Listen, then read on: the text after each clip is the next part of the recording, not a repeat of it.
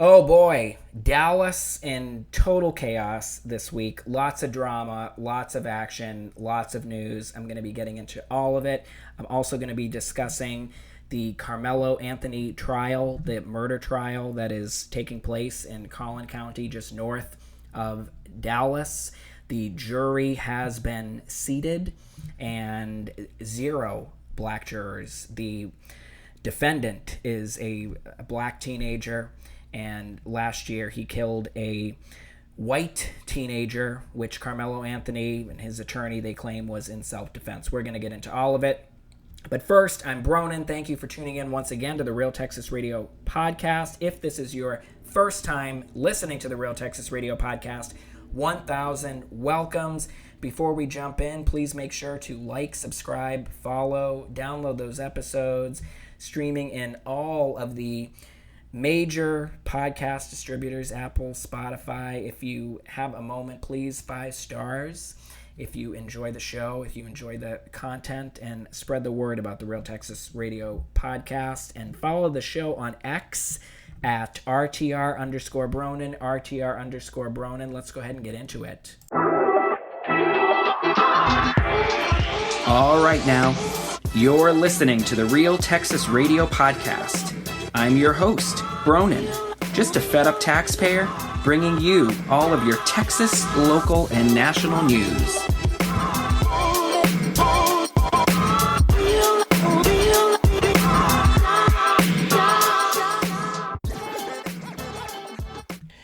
Okay, this is definitely going to be a Dallas show today. Later in the episode, I do want to talk about the Karmelo Anthony murder trial, which is taking place in Collin County.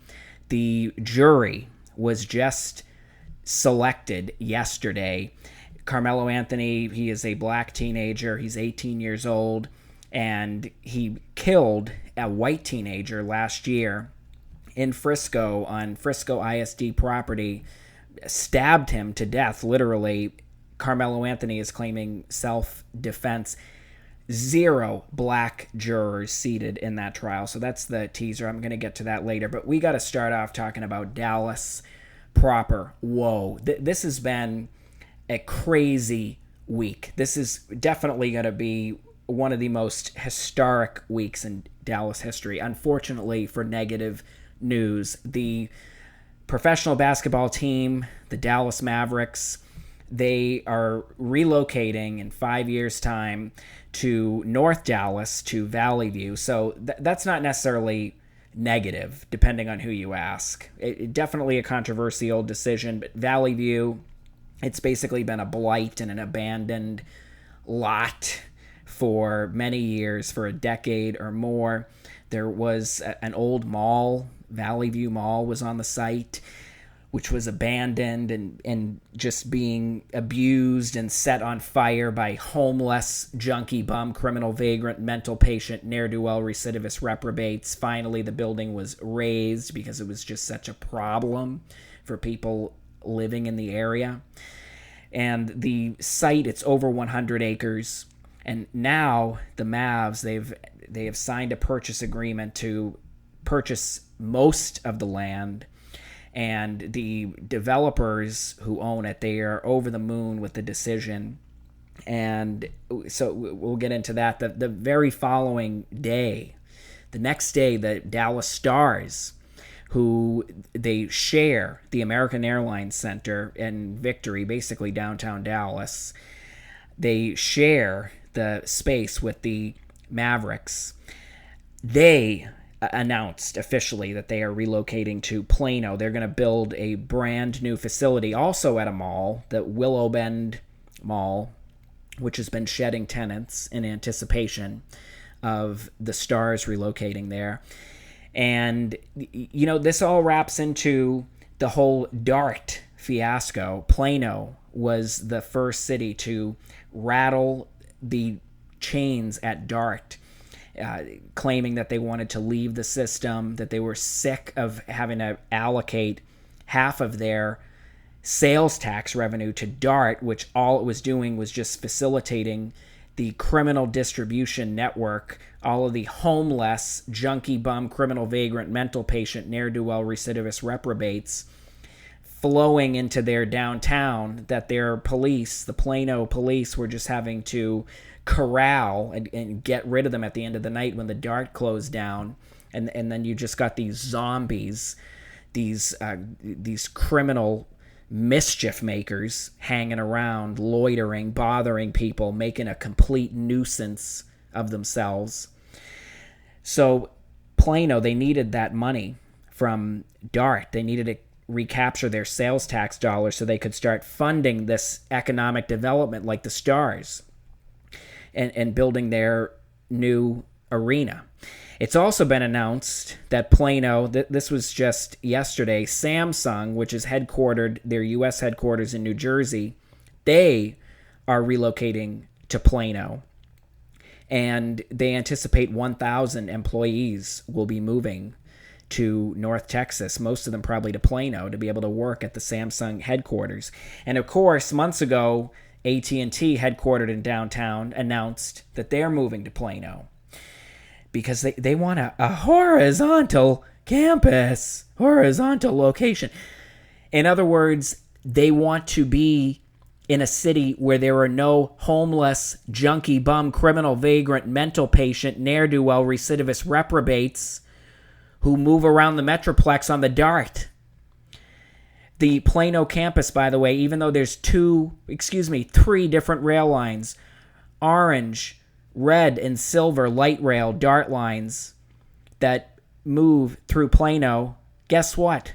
AT&T is not building their campus to be DART accessible. I don't know about bus, but they definitely don't want to be anywhere near light rail, which they're surrounded by currently in downtown Dallas, which is why they have to pay for privately funded security in the AT&T Discovery Zone, which is basically a beautiful private park with outdoor bars and a huge television screen, basically a movie screen.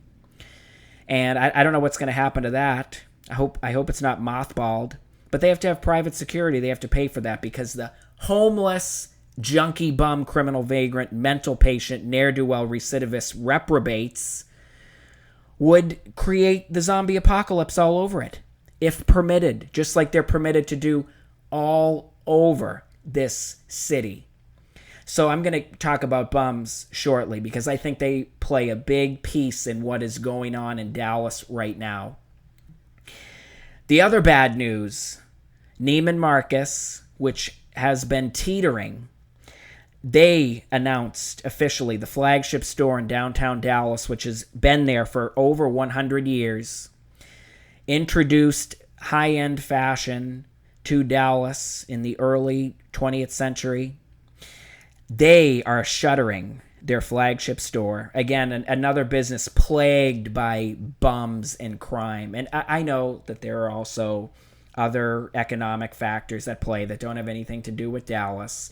All these luxury brands, they open their own retail stores. They sell direct to customers. They don't want to go through the department stores as they once did. And I know that Neiman Marcus, it's now been bought up multiple times, I believe. It's part of a huge luxury retail group, Saks Global, I believe. In 24 hours, 3 huge flagship anchor businesses announced that they are leaving Dallas. They're going to the burbs. Neiman Marcus, they have a store at North Park, do they? Or is that Nordstrom? Neiman Marcus is not going bankrupt. They're just leaving their flagship store, to be clear. But 2 huge businesses, pardon me, let me clarify. The Mavs are not leaving Dallas. They're leaving downtown Dallas to go into North Dallas.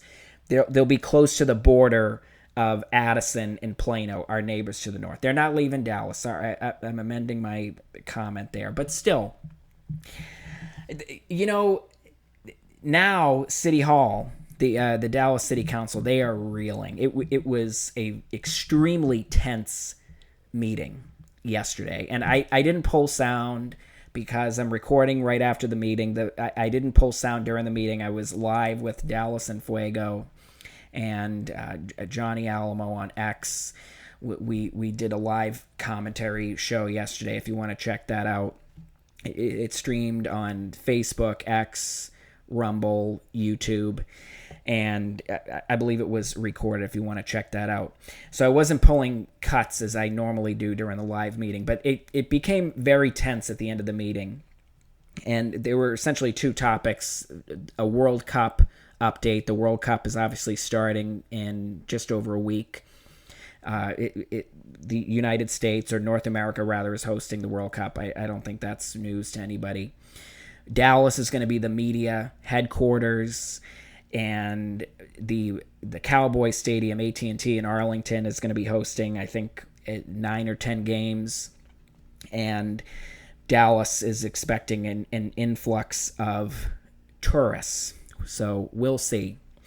In any case, the second presentation in the meeting was more updates about the actual costs and the logistics of phasing repairs at Dallas City Hall. And of course, this all ties into the Mavs and the Stars. There was intense speculation for months that the Mavs, what they really wanted was the site where Dallas City Hall currently stands, and that the building was just a decrepit, ancient, even though not even 50 years old, but just has served, exceeded its useful life, should be torn down and give it to the Mavs, or let the Mavs buy it, however they're going to structure the deal.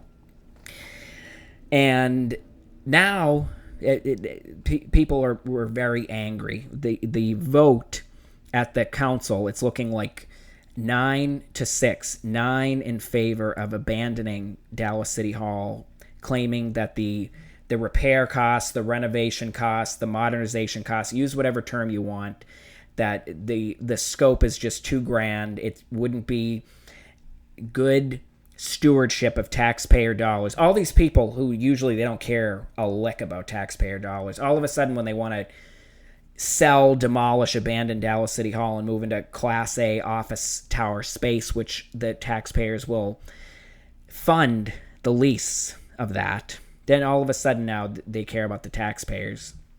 So I'm going to get into that for a little bit. The other 6, they want to stay at Dallas City Hall. They've questioned the validity of the figures, which are all over the place, numbers for how much it would cost to repair Dallas City Hall. $100 million, $329 million, $600 million, $1.1 billion, $1.5 billion. And the executive session, obviously we don't get to see that, but right after the meeting concluded yesterday, June 3rd, the council went into executive session to get details about how much it would cost to lease Class A office space. And, I did a little bit of AI research, and the figure that I was able to see was $26 million per year, $250 million over a decade. And that's obviously a huge cost as well. But the pro abandon, demolish, sell Dallas City Hall crowd, a number of whom anticipate that they're going to be the next mayor of Dallas. They want to be up high in a nice Class A office tower, corner office. That's my opinion. But Mayor Johnson, who is usually rather reticent at these council meetings, typically he does not opine, and he just plays the role of the umpire, calling the balls and strikes, as he likes to say. You know what he actually said? I wish I had the cut of this. But he told the council at the end of the meeting, his final comment before executive session, knives are out for Dallas. Knives are out. And where are the knives coming from? Did Mayor Eric Johnson tell us? Up the tollway, the North Dallas tollway, Plano, Frisco, McKinney, all those places. He said that's where the knives are. And you know what I would counter? I would counter that the real knives are the homeless, junkie bum, criminal vagrant, mental patient, ne'er-do-well, recidivist reprobates. What if Dallas was the first city that could actually say with veracity, we've eliminated homelessness. No, not fake solving homelessness, like every single mayor in America says that they've done. Every mayor says they've solved homelessness. Every nonprofit homelessness solutions grifter organization, just like we have here, Housing Forward in Dallas, they say all the time, we know how to solve homelessness. You go right to their website, right on the homepage, I believe. We know how to solve homelessness. We're solving it. It's not solved. Yesterday, I walked down the main drag in my neighborhood. I saw 20 bums, and there were more. I could see more. If I really scrutinized, there were more. In just a few blocks, 20 bums, most of them adult males. There were a few women running around with them, morons, drug addicts, blight, stinking up the bus cabins, screaming their heads off, dumping their junk all over the sidewalk, obstructing the sidewalks, monopolizing the public infrastructure. And that's downtown as well, times 10. And guess what? You know, all of the vacant land that's behind City Hall, basically that's in between Dallas City Hall and the Cedars, Old City Park. And, you know, I'm looking forward to, I hope that I-30 is decked eventually. We get some deck parks over there, block up some of that terrible noise from the interstate. But there's a homeless shelter back there, the bridge, and it looks like the zombie apocalypse. So, you know what? Maybe if that was cleaned up, the zombie apocalypse back there, then, you know, the mayor wouldn't have to be all over New York City. Y'all Street, come to Y'all Street, come down to Dallas, flee New York, socialist New York, come down to Dallas. You know, Mayor Johnson, you'd probably be able to zip your lip. You'd probably never have to speak again if you got rid of all the bums. And imagine if that was the headline, that was the marketing plan. We don't have any bums. We don't let mental patients terrorize our streets. We don't let you have a psychotic, schizophrenic breakdown at our light rail stations. We don't let you live at the bus cabin. We don't arrest you 10 times, 20 times, 50 times. We don't do that. We deport you to Crack Island. That's what we do in Dallas. That's what the whole country should be doing. I'm waiting for the next Trump candidate because it doesn't look like Trump is going to do it.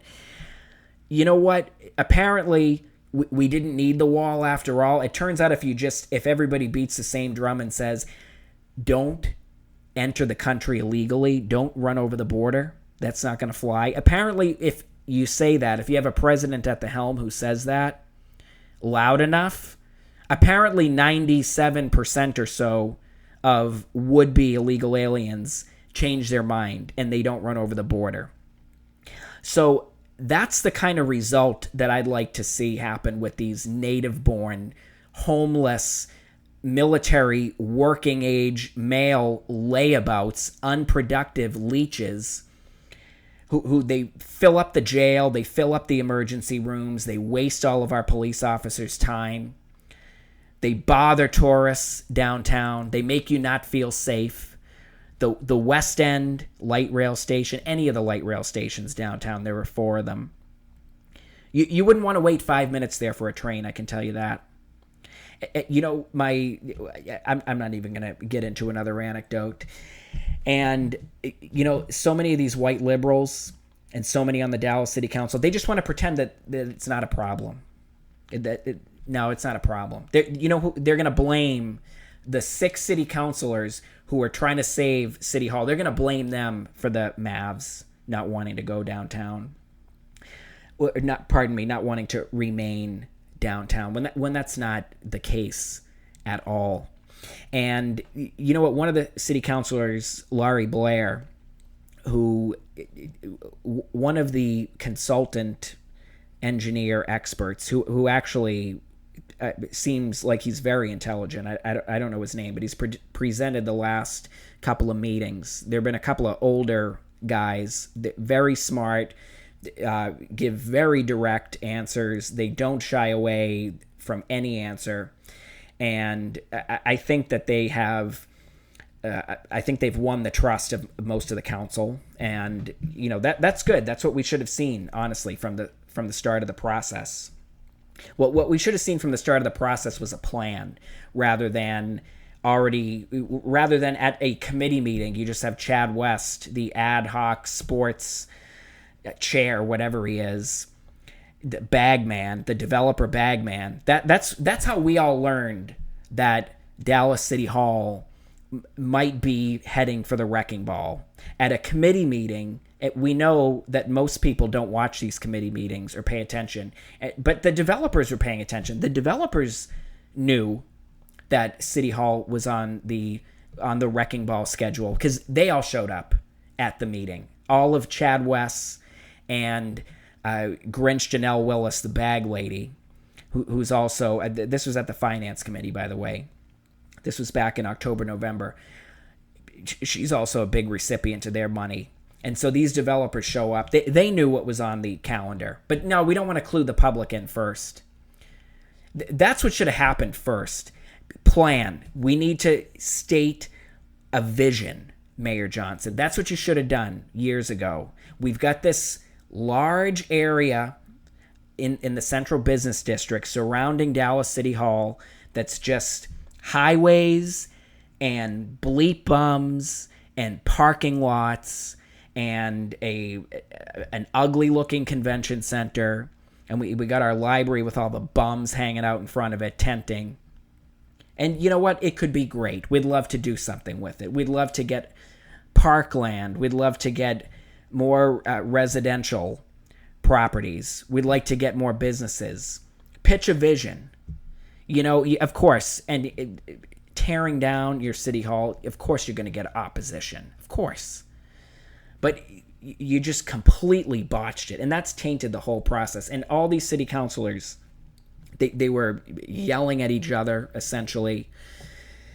I'm embarrassed, Zarin Gracie. This has been an embarrassing process. We're embarrassing, and we're just showing that Dallas is a bad place to do business.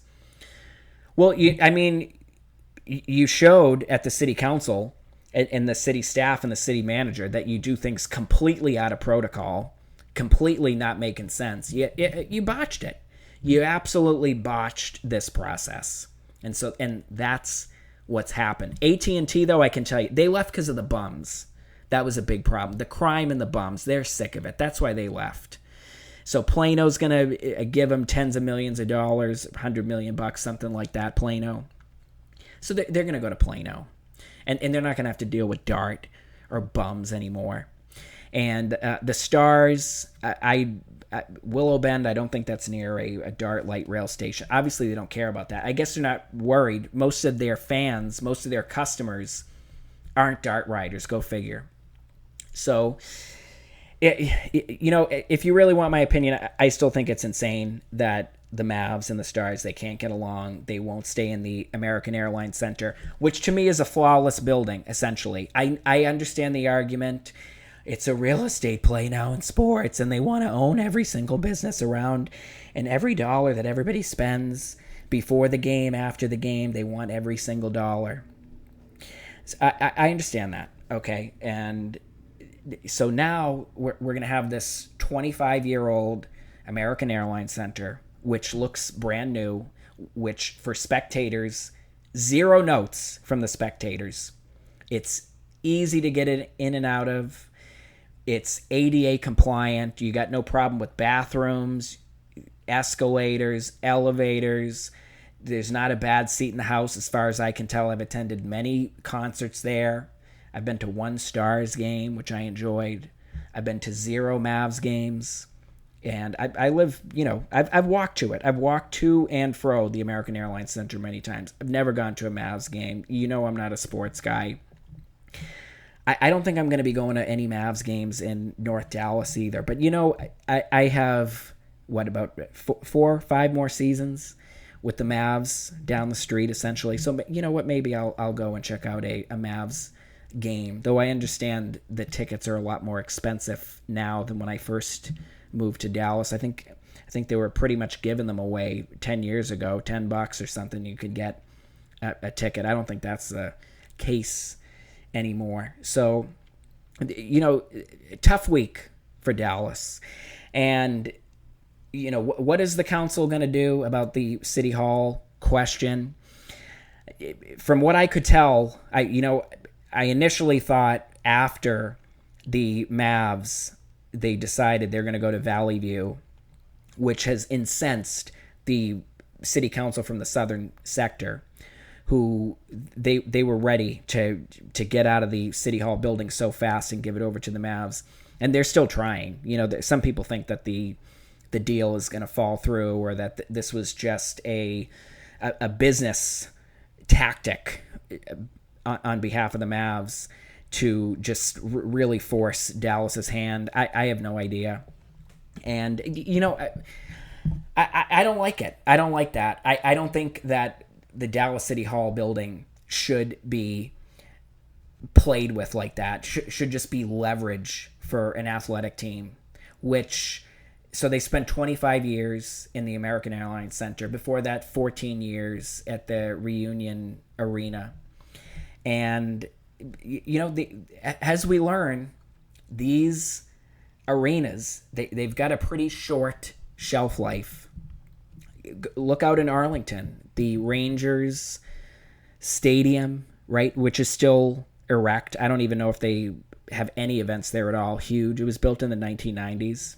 Nothing wrong with it except no roof. So right next to it, they built Globe Life with a roof, which is a beautiful facility, by the way. No notes.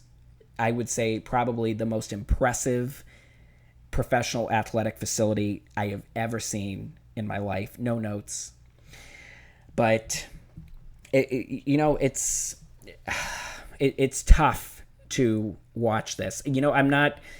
I'm not in the doom camp for Dallas. I don't think it's doom.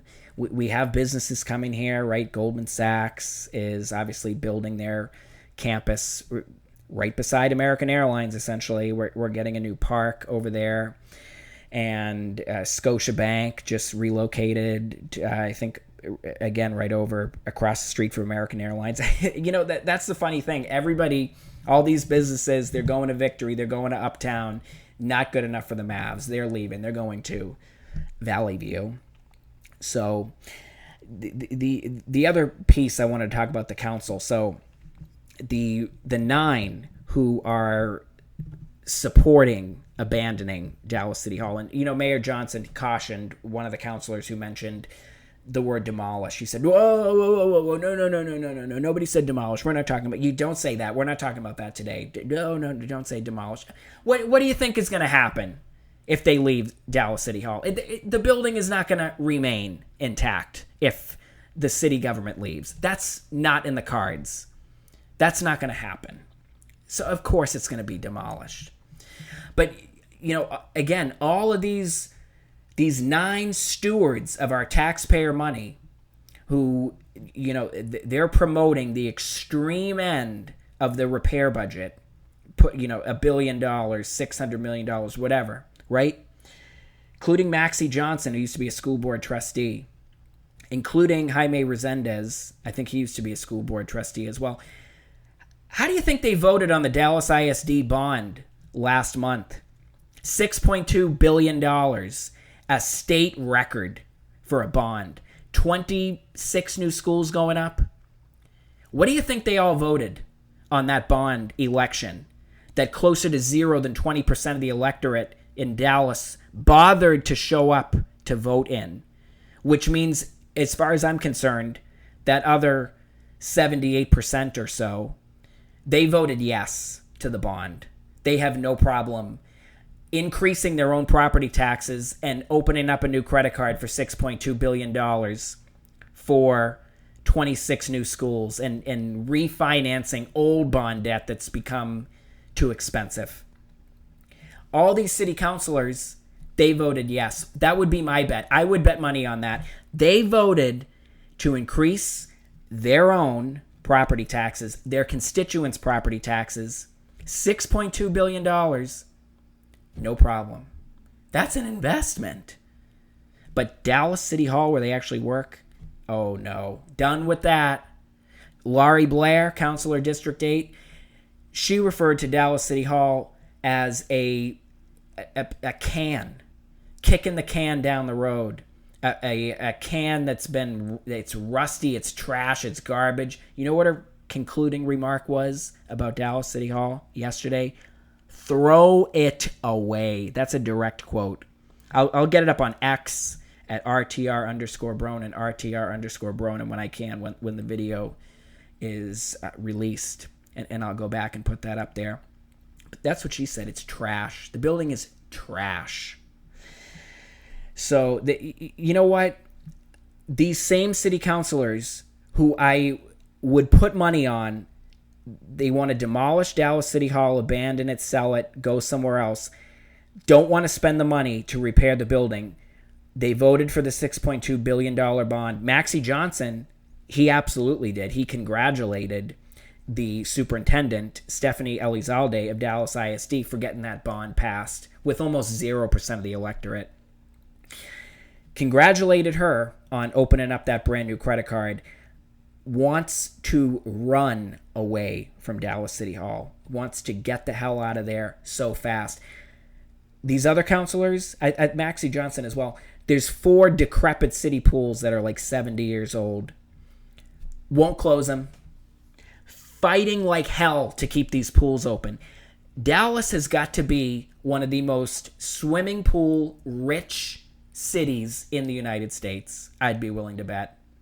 We have so many pools in this city. They won't close the 4 decrepit pools and maybe divert the maintenance from those pools, which have declining attendance for years, have low attendance. And even though the city has opened like 17 splash pads and other water features, we have aquatic centers, basically mini Six Flags water parks, essentially. They won't close the 4 pools.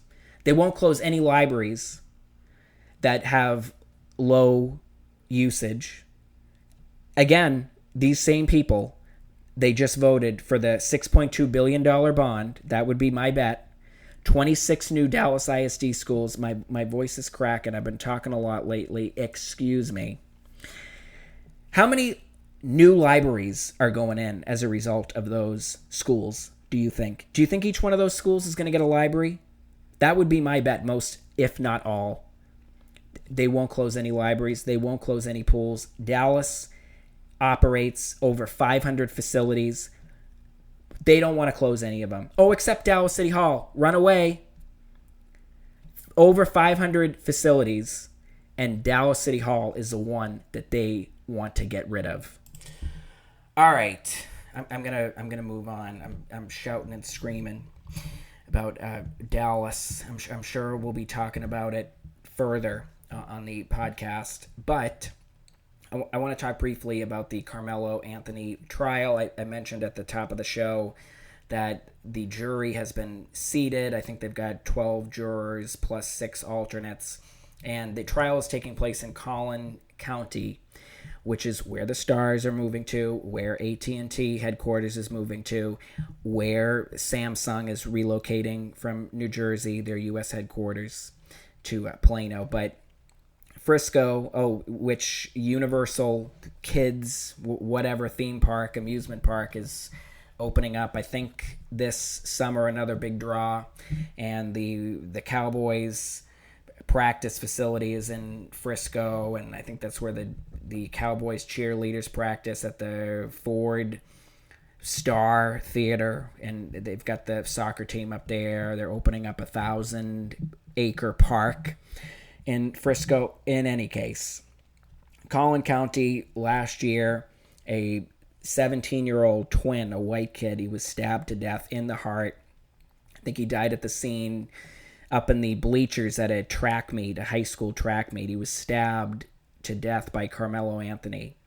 And Karmelo Anthony, 17 years old at the time, but he claims self-defense. Now, this trial, it is so divided along racial lines now, and that's not going to change. And the jury, as I mentioned, the 12 plus the 6 alternates, all actually, I don't know the race of the jury. I don't know if that's been publicly released, other than 0 black jurors. Now, Collin County, it is 12% black. It has a relatively small black population, as opposed to Dallas, by the way, which would have double that. And most of the judges in Dallas County are black. If you were going to criminal trial in Dallas County, for example, that's not the case in Collin County. There's a white male judge in this trial, which, by the way, is not televised. And the judge, he's claiming security concerns, and there are minors who are going to be testifying. I believe that was one of the top reasons cited. Minors testifying, so therefore we can't televise the trial. Even though we just had the Karen Reed retrial after the trial in 2025 and 2024. Minors testified at that trial. You know what happened when the minors took the stand? Turned the cameras off, stopped the recording. Reporters were allowed to, they remain in the room, and they were able to write and tweet about it, but they were not able to obviously record any audio or video. So there is precedent for televising a trial that involves minors who are participating as witnesses. But this judge, he decided, nope, security. Karen Reed, total circus, televised. O.J. Simpson trial, total circus, televised. Menendez brothers, total circus, televised. The Night Stalker trial, when was that? The late 80s, early 90s? That was also out in California. Televised. All kinds of controversial trials with a huge media frenzy are televised. And there's great public interest with this case. So I'm not taking a position on it. I'm not a juror. I'm not the fact finder in the case. I don't know all of the details. I don't know if it was self-defense, but I know that it sounded like on day one of jury selection, I think that was Monday, it sounded like there was some chaos in the morning. It sounded like there were people who showed up and entered the court, made it through security. They were thrown out. There were people trying to record, allegedly. In fact, I'm getting a lot of the reporting. I recommend, if you're interested in this trial, the one good follow on X, Sarah Fields, she has been attending the trial each day, and she's been writing about it. She's gotten some good details. So that's where I'm getting a lot of my news about the Karmelo Anthony trial. But she reported that I think that she was able to see, obviously you can't see the jurors, but again, televised trials, they've figured out how to record the trial without recording the jury. But she reported, Juror 142 said, "I don't know that I would feel right putting a brother in jail." So presumably that was a black juror. And, I pointed out that's a very common strategy that lawyers will use. In fact, I had to appear for jury duty in Dallas County about 3 years ago. I actually was summoned again. I got to go soon. I was able to delay the jury duty because they gave me I was actually going on vacation. I had a vacation plan for that week, so that wasn't going to work, and they didn't give me a whole lot of notice on that. In any case, last time I was called for jury duty, it was actually for a pretty notorious criminal case in Dallas County. I wasn't selected as a juror. You're most likely to be selected as a juror if your number is like 1 to 35, and I think I was in the 40s. But one of the strategies that the prosecutor used to eliminate basically most of the very sympathetic jurors, she pointed out, the punishment for this crime is anywhere from probation to like 99 years in jail. 99 years in prison. So that would have been the extreme high end. There was nobody murdered. There was nobody injured. It was really all about intent, allegedly, to commit a very serious crime. And so the prosecutor, she pointed that out, and then people started speaking up. Would anybody have a problem with sentencing a defendant, if convicted, to 99 years in prison? And people started crying and hooping and hollering, and I can't do that. I'm a good white liberal. I could never do something like that, put somebody in jail for the rest of their life. That I can't have that on my conscience. So that cleared out about half of the room. And the defense, I don't think, was too happy about that, because all of these basically sympathetic voters were all gone. So essentially, it sounds like the same thing was happening up in Collin County yesterday, or the last couple of days, trying to seat this jury. So we'll see what happens.